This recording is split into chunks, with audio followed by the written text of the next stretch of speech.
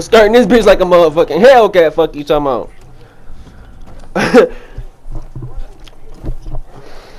Alright, y'all. But look, though. Alright, look. I got a story time for y'all, right? I got a story time, man. Alright, bro. So this story time finna be my first ever scrap, right? My first time throwing sticks for real. Cause for you feel me, I was elementary school and shit, and I was on some other. I wasn't like white people elementary school. Cause you feel me, I was with my auntie all the time. So you know, people out there they weren't really throwing sticks for real. But I was really bullying on some shit. Cause I didn't really know better, no, for real. But like I wasn't bullying cause I was being mean. But like I just didn't like niggas. And my you feel me, when I didn't like niggas, I catch them on the playground and kick them or something, throw the ball at them super hard or something.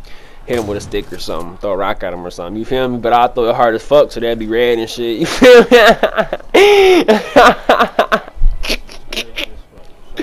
Yeah, man. But look though, so yeah, so whatever, boom, yeah. So I'm in Missouri, right? So boom, it was like I was in room one. We called it room one, and it was separated with two bunks in room one, and then two closets. You feel me? You gotta share it with a nigga. Closet skinny as a bitch. So for real, if your man's in there, bro, just wait for him to get out, and you go in there and shit, get your shit, and you boom. So nigga, we all in the bunk, and it's nighttime and shit. So you know, I was in a bunk. Like I said, it was two bunk beds, so it was 4 people. So on the other side it was Luke. Luke at the time was what, 15? Luke was 15 and shit. He come from Dallas, so you know he was banging mafia or whatever. So he was in there throwing his shit up, you know, doing his little whatever. You feel me? And then on top of his bunk, I think it was this boy named Evan, and if not Evan, it was probably Caden. But regardless, it was a square over there. It was somebody random over there. No, whole shit. Everybody was sweet, but they just wasn't, you know, scrappers. They was just the cool kids that everybody fucked with type shit. You know, normal niggas. And then on top of my bunk was this nigga named Jack, right, man? Listen, his name was Jack. So I was 12 in that bitch, you feel me? But no, I ain't say that. But my first day, I got in the scrap or whatever. So you feel me? I was already bad as fuck. You feel me? I got my scrap in the scrap on my first day, so I was already on 50. You feel me? So I already kind of knew how niggas was coming because I was bad. I was on the outs. You feel me? So coming in there, it was tougher, of course, because everybody bigger than me and all that other extra shit. But nigga, I was still getting up with, you feel me? Because I like to scrap and I'm bad, whatever. You feel me? So I was getting up with niggas like, what's up? So nigga, tell me something. So look, bro. So everybody was in there cooling, you know, it's nighttime and shit. So, you know, at nighttime, you know, everybody ain't going straight to bed, bitch. They put you to bed at 9 o'clock, you feel me? Everybody, you know, we older, you feel me? And I'm 12, so I'm not sleepy at 9 o'clock. And everybody else in there, 16, 17, and that's it, you feel me? Finna turn 18 in there. So they already up, you feel me? So boom, everybody telling stories in there, you know, of course. So everybody telling stories and shit, just talking, laughing with each other, whatever, boom. Luke tell his story about a scrap situation with his mans and shit. And then boom, so Jack talking about some boom, you know, Jack, he a little tweaker, he a little weird in the head, you feel me? Like he cool peeps, but he weird in the head. Dude was like, well, he was 16, but he was lean, you feel me? Because no offense to, you know, respectfully or whatever, but you know how them white people be, you know, they be lean, you feel me? They be thick bone, or like they be built for real, like not even on a big shit, like they just be set, they be lean. So boom, so like I said, you know, Jack was weird in the head, so everybody already knew he was kind of different. So everybody, you know, treated him kind of different or whatever. Not too different, you know, we fucked with him whenever he was on a cool tip on some chill shit. But whenever he got mad, you know, nigga was always like, Jack, chill your tweaker ass down. And they made him madder, you feel me? Like, nigga, chill your, wait, shit the fuck, you feel me? So boom, he told this lying ass story. Talking about, I remember, he from Illinois and shit. So he was like, I remember, bro, I was telling the story, man. No, he was like, I remember, I got a blunt and I took it to the top of the football field, because you know it was closed and stuff. So I had my blunt and it had some ecstasy in there, and I took it to the top of the football stadium, and I had to like jump the fence, and then I went in there, and you know it was nobody in there, so I went all the way up there to where the, you know, like the commentators are, you know, everybody listening, like, bro. So he like, I went up to the where the commentators, you know, where they tell the football games and stuff. And then, like, you know, where they're like, touchdown, you know, like you feel me? So we listening, like, all right. So he like, you know, where they be, you know, saying touchdown and stuff like that.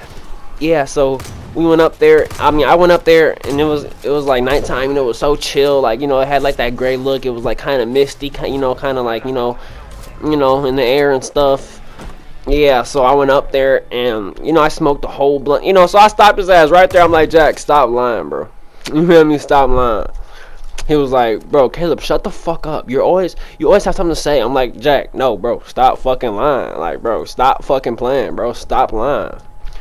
He was like, Caleb, I will really beat the shit out of you. Like no lie, I will beat the shit out of you. And as he said that, I heard the bed creak, you feel me? And bro, I'm in that bitch, bro. I've been in there at this time for like 9 months, so I'm knowing when, like, what it sounds like. And he leaned over the bed. It's in the dark, but I know you leaned over. So I leaned over with him, and through this, like a silhouette, nigga, I seen his little head over the edge. And then he said it again. I will beat your little ass right now. I said, nigga, do it then. And then he swung down. He like from the top bunk. He like tried to swing down on my head because I'm like, I got my elbow propped up, so I'm kind of up in my bed and I'm just linked over a little bit. So he swung and nigga, duh, you missed, dummy. Like what? He missed like shit. So I grabbed his arm and shit because it was in the dark and shit. So he swung and his arm was all dangling a little bit. So I grabbed that bitch, yanked him down. Huh. He fell to the floor and shit. So now he like on the he like did a front flip. You feel me? Like a front flip out the bed. Now he on the floor and his back is towards me and his ass is on the floor. So nigga, I'm all in the back of his shit, all in the side of his cheeks. I'm beating his shit up. Boom, beating his shit up, beating his shit up. Then he like turned around. He can't really bang. He a weird nigga, like I said. He like to tackle. I fought this nigga like 3 times in that bitch, I swear. He like to tackle. So he like tried to tackle me into the bed, but we against the wall. You feel me? So I'm just sitting in the wall, against the wall on the bottom bunk, while he halfway on the floor and with his hands around my waist pushing me even more into the wall. So I'm delivering all them body shots. Boom, boom, boom. Then that's when I came to. You feel me? I came to like, damn. This is really a scrap. I'm really banging again. Oh, you feel me? So boom, I turned up again. Turned up harder. Got the sock in him all in his stomach and shit. Then he like tried to get up a little bit onto the bed, so his head lifted up. I had him like 2 uppercuts and I cut my motherfucking my right middle finger, like that, the middle knuckle part right across my knuckle on this tooth. I had to scab on that bitch forever, and that shit hurt it forever, bro. I couldn't even shower right. That shit was hurting, bro. So I hit him with 2 uppercuts like that shit. Then he fell back. And as he fell back, that's when everybody came in. And then Mr. West, this huge, like, fat-ass staff member or whatever, came through that bitch, grabbed Jack by his 2 arms. And then Luke, you feel me, he bad as hell. So, of course, everybody be trying to fuck with him. But he like, level-headed, but he bad as fuck. So, since he level-headed, they feel like they can talk to him or whatever.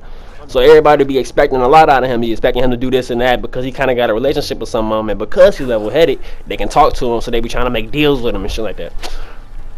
So part of that, you know, Luke tried to get up and couldn't. Mr. West came in. At first, he was just watching and laughing because, you know, I'm doing this, nigga. You feel me? So he laughing. You feel me?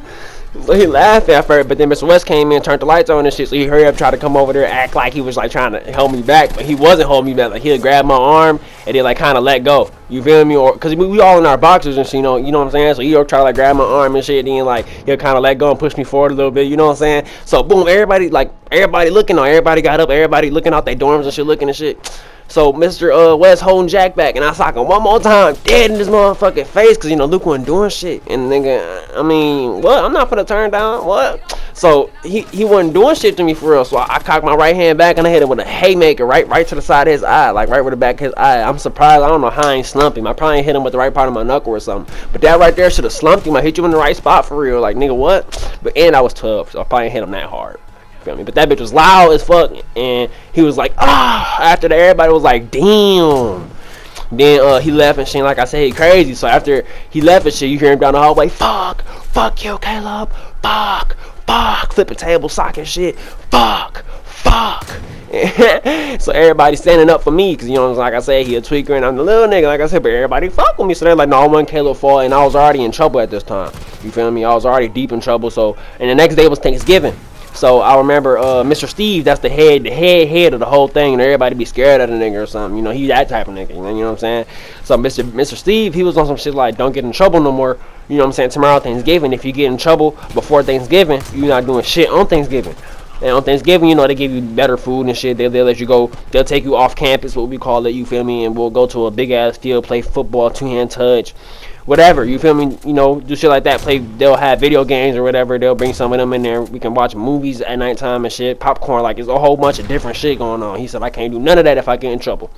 So me, after I beat his ass, I'm like, oh, Mr. Steve did say I wasn't gonna be able to do shit tomorrow. Oh, but I don't give a fuck. I ain't no bitch. I've been in trouble. Shit tomorrow ain't no different. Nigga, shit, fuck Thanksgiving. I was in trouble yesterday. I'm in trouble today. Fuck a holiday. Fuck you talking about. I just blew that bitch.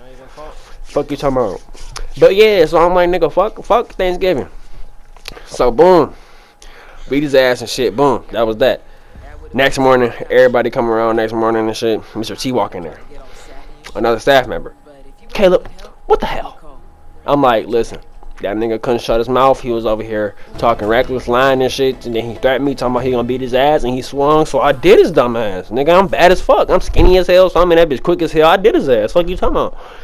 So Mr. T, you know, nobody believed me, of course, because I was always in trouble. So he just looking at me and shit. And everybody else in the room was like, yeah, that's what happened. Jack was over there, starting shit like he always does, you know, tweaking again. And then he swung at Caleb, so Caleb beat his ass. And then Mr. T looked back at me, and in the back of my head, I'm like, oh, they just told this nigga, nigga suck my dick. Fuck you talking about?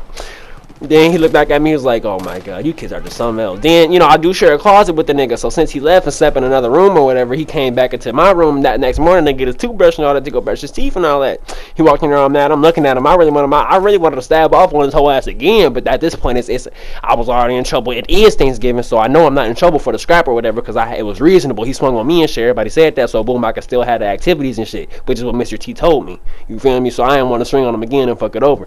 So I was really just looking at him, waiting for him to say something, boy, so I could just, He walked in there and shit. He walked in there. He was red as hell still the next day. Red as a bitch, boy. What? Red as hell. Walked in there and shit all mad. Got his shit. Yanked everything down. Left and shit. I'm like, yeah, nigga. Yeah, okay. Hoe ass nigga.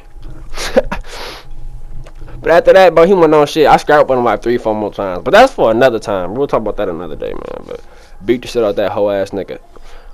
Man. But if y'all enjoyed the story time, man, drop a like, man. And I'll be posting more shit on here. Yeah, I'll just be lazy as a bitch, to be honest. But I do be on this bitch, so I just gotta start editing my shit and posting it. But it's Baby K, man. And I'm out this bitch, gang.